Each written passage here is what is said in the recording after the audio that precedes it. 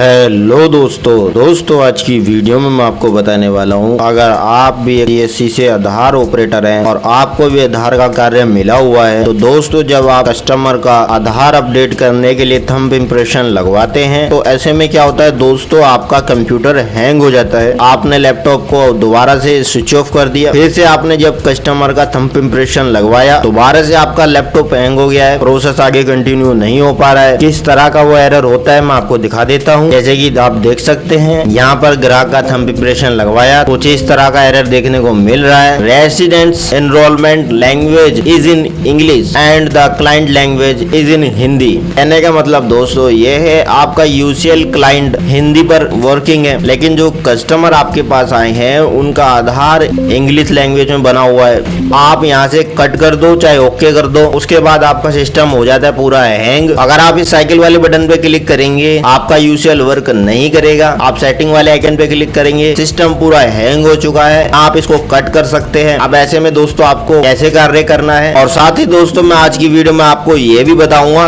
किस तरह से आप यूसीएल में लैंग्वेज को चेंज कर सकते हैं। आप दोस्तों ऐसी स्थिति में ग्राहक का आधार तभी अपडेट कर पाएंगे जब आप अपने यूसीएल की लैंग्वेज उसी लैंग्वेज में चेंज कर लेंगे जिस लैंग्वेज में ग्राहक का आधार है। तो दोस्तों जैसे कि आपने देखा कस्टमर का थंब इम्प्रेशन लगवाते हैं तो यूसीएल हैंग हो जाता है, प्रॉपर वर्क नहीं कर पाता है। तो आपको ये नहीं सोचना है कि भाई यूसीएल हैंग हो रहा है तो हो सकता है इस कस्टमर का बायोमेट्रिक अपडेशन करवाना होगा, शायद इसी वजह से हो रहा है। नहीं, मोबाइल नंबर लिंक तो बिना बायोमेट्रिक अपडेट करवाए भी हो जाएगा। कहते हैं दोस्तों यूसीएल की लैंग्वेज आपको चेंज करनी है। कस्टमर का आधार इंग्लिश लैंग्वेज में है तो आपको अपनी यूसीएल की लैंग्वेज को इंग्लिश कर लेना है। और दोस्तों मैं तो आपको रिकमेंडेशन यही करूंगा आप यूसीएल को इंग्लिश की लैंग्वेज पे करके चलाइए, क्योंकि इत्तेफाक से अगर कोई कस्टमर ऐसे आते हैं जिनका इंग्लिश लैंग्वेज में आधार बना हुआ है तो आप इजीली कंटिन्यू प्रोसेस कर सकते हैं। आपको बार बार लैंग्वेज चेंज करने की आवश्यकता नहीं पड़ेगी। फिर भी आपकी जानकारी के लिए मैं आपको दिखा देता हूँ किस तरह से आप यूसीएल की लैंग्वेज को चेंज कर सकते हैं। प्रोसेस बहुत ही इजी है, वीडियो में अंत तक बने रहिए। अगर जल्दीबाजी में वीडियो आप स्किप करके देखते हैं, आपने यूसीएल की एक भी सेटिंग को इधर उधर मिस कर दिया, आपका यूसीएल डी रजिस्टर्ड भी हो सकता है, या आपके आधार यूसीएल की सेटिंग गड़बड़ हो गई तो आपको दोबारा से रजिस्टर कराना पड़ेगा। तो इसलिए दोस्तों वीडियो को पूरा देखिए ताकि आपको इजीली समझ में आ जाए और आप भी अपने कार्य को कंटिन्यू कर सकें। तो चलिए दोस्तों वीडियो को स्टार्ट करते हैं। दोस्तों यहाँ पे मैं कस्टमर का आधार नंबर एंटर कर लेता हूँ। आधार नंबर एंटर करने के बाद यहाँ पर मैंने कस्टमर का किया है,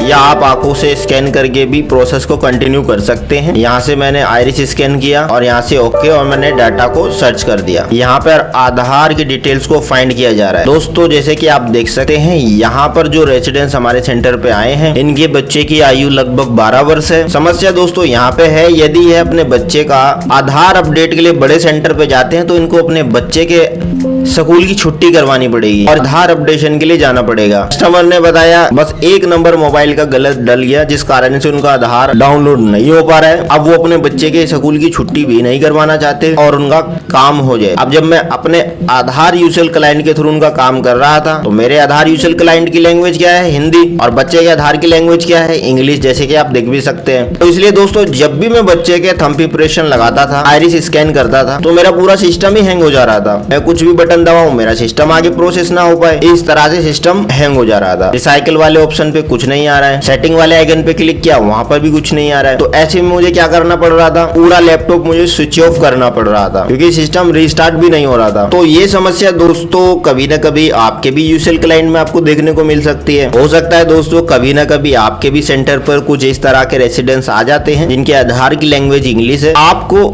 उस प्रॉब्लम को कैसे रिसॉल्व करना है मैं आज की वीडियो में मैं आपको लाइव करके दिखा देता हूं कि इस तरह से आप अपने यूसीएल की लैंग्वेज को चेंज कर सकते हैं। दोस्तों अब आपको क्या करना है, आपको अपने ECA सॉफ्टवेयर को ओपन कर लेना है। जैसे कि आप देख सकते हैं इस पे क्लिक करना है, या आप अपने विंडो के सर्च बार में लिख सकते हैं ECA। यह सॉफ्टवेयर आपको देखने को मिल जाएगा, आपको इस पे क्लिक कर देना है। जैसे आप क्लिक करते हैं दोस्तों यहाँ पे लिखा है ऑपरेटर ID, आपको यहाँ पर अपनी ऑपरेटर ID को एंटर कर कर लेना है। जब आप ऑपरेटर आईडी को एंटर कर लेते हैं, ऑपरेटर आईडी वही एंटर करनी है जो आप यूसीएल में लॉगिन करते समय एंटर करते हैं। और उसके बाद दोस्तों ऑपरेटर यूआईडी ऊपर तो है ऑपरेटर आईडी, यहाँ पर है ऑपरेटर यूआईडी। यूआईडी का मतलब आपको अपना आधार संख्या यहाँ पे एंटर करना है, 12 डिजिट का आधार नंबर एंटर कर देंगे। उसके बाद आपको करना है लॉगिन। इस लॉगिन बटन पे आपको क्लिक कर देना है। जैसे ही दोस्तों आपने लॉगिन बटन पे क्लिक किया, दोस्तों अब आपके सामने कुछ इस तरह से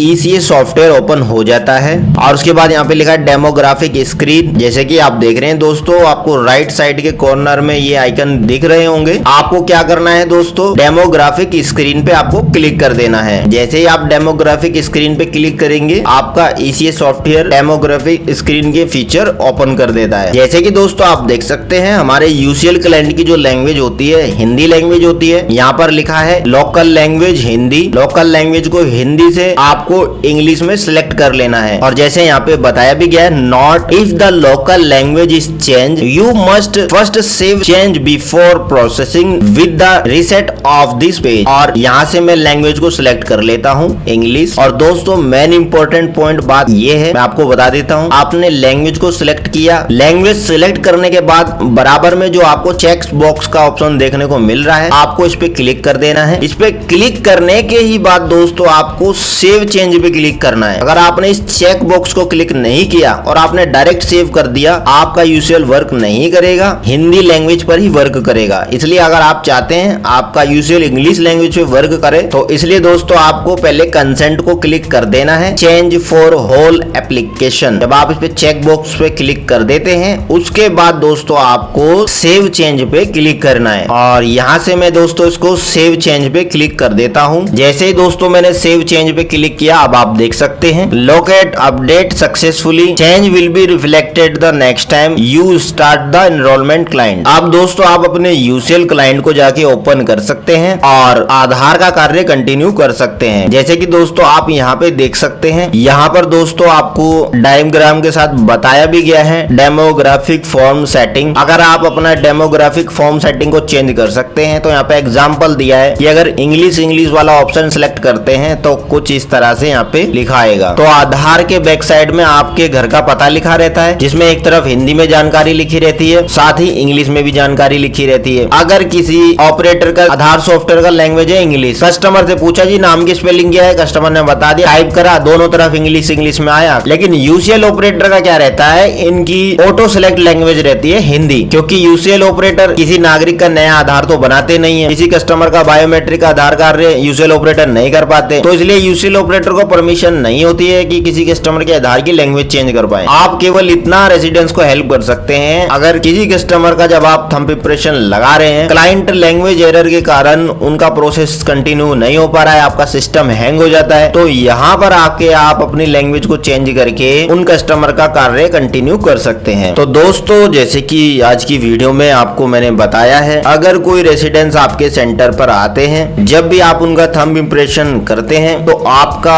सिस्टम हैंग हो जाता है। अगर किसी नागरिक के आधार में बायोमेट्रिक की आवश्यकता है, वो तो यूसीएल ऑपरेटर नहीं कर पाएंगे। अब ये आपका सिस्टम बायोमेट्रिक के कारण हैंग हुआ है या लैंग्वेज एरर के कारण हैंग हुआ है, आपको यहीं से पता लग जाएगा। जैसे ही कस्टमर का आप थंब इंप्रेशन या आइरिस स्कैन करते हैं, तो आपको शुरू में ये लैंग्वेज एरर देखने को मिल जाएगा। आधार का इंप्रेशन करने के बाद इस तरह से एरर आपको देखने को मिल रहा है। आप चाहे ओके कर दो, चाहे इसको कट कर दो, आपका यूसीएल हैंग हो जाता है। तो ऐसे कस्टमर की समस्या का समाधान वही समाधान है दोस्तों जो मैंने आपको बता दिया है। आपको जाकर अपने ईसीए क्लाइंट की लैंग्वेज को चेंज कर लेना है। लैंग्वेज चेंज करने के बाद अपने प्रोसेस को आप कंटिन्यू कर सकते हैं। और दोस्तों सभी आधार ऑपरेटर्स को यह छोटी छोटी इन्फॉर्मेशन होनी चाहिए। कुछ आधार ऑपरेटर्स को यह जानकारी हो सकता है पहले से ही होगी, लेकिन जिन आधार ऑपरेटर को यह जानकारी नहीं थी, तो दोस्तों यह जानकारी आपके लिए भविष्य में उपयोगी हो सकती है। क्योंकि जब नए ऑपरेटर बनते हैं, उनको कई समस्याएं देखने को मिलती है और हर ऑपरेटर एक दिन में परफेक्ट नहीं हो पाता है। सामने नए नए एरर आते हैं, तो उन्हीं चीजों से सीखने को मिलता है। जिन ऑपरेटर्स को यह जानकारी नहीं है, आपके फ्रेंड है, आपके ग्रुप में है, तो दोस्तों यह वीडियो आप उनके साथ शेयर कर सकते हैं ताकि उनको बेहतर हेल्प मिल पाए। क्योंकि टेक्निकल टीम के आप भरोसे बैठेंगे तो दोस्तों आपको hand to hand technical help शायद ना मिले। क्योंकि कस्टमर अगर आपके शॉप पे है और कस्टमर को बोले आप भैया वेट कर लो 2-2.5 घंटा, टेक्निकल हेल्प मिलने वाली है, तो वो आपके सेंटर पे ज्यादा वेट नहीं कर पाएंगे। और यदि आपको छोटे मोटे टेक्निकल एरर का सोल्यूशन खुद से करना आता है तो आपके लिए केवल ये 2 से 3 मिनट का काम है। आप तुरंत टेक्निकल एरर को रिसोल्व कर सकते हैं और अपने आधार कार्य को कंटिन्यू कर सकते हैं। और दोस्तों लास्ट वीडियो में मैंने आपको बता दिया है, अगर आप भी एक आधार ऑपरेटर हैं, पैक कोड कैसे जनरेट करते हैं, पैक कोड की वैलिडिटी क्या है। कुछ वीएलई कहते हैं जी मेरा पैक कोड का पैसा कट गया। पैक कोड जनरेट के लिए पेमेंट करते हैं, जो 8 डिजिट का आपको पैक कोड मिलता है। वो पैक कोड दोस्तों आपकी डिजिटल सेवा में जो पेमेंट हिस्ट्री आएगी वहां पे एक रेफरेंस आईडी आपको देखने को मिलेगा। उस रेफरेंस आईडी का ही लास्ट का 8 डिजिट पैक कोड होता है। मैंने आपको लास्ट वीडियो में बता दिया था। अगर आप नए सीएससी वीएलई बन गए हैं और आपको सीएससी आईडी मिल गई है, आप भी आधार का काम लेना चाहते हैं दोस्तों, मैंने 1 बाय 1 करके प्रोसेस आपको समझा दिया है। कैसे आधार का फॉर्म भरा जाता है, कौन आपके वेरीफायर होंगे, आधार का कार्य लेने में कितना खर्चा आएगा, क्या क्या आपके सेंटर पे सामान होना चाहिए और वो सामान खरीदने में टोटल लगभग आपका खर्चा क्या आ सकता है। मैं कई वीडियो अपने चैनल पे बना चुका हूँ, जाकर आप उन सभी वीडियो को देख सकते हैं। तो दोस्तों मैं आशा करता हूँ मेरे द्वारा दी गई जानकारी आपको सही लगी होगी। अगर अभी भी आपके मन में कोई कंफ्यूजन है, कोई सवाल है, आप यूजुअल क्लाइंट लैंग्वेज को चेंज नहीं कर पा रहे हैं, तो आप हमें कमेंट बॉक्स में पूछ सकते हैं। और बस आज की वीडियो में इतना ही। धन्यवाद।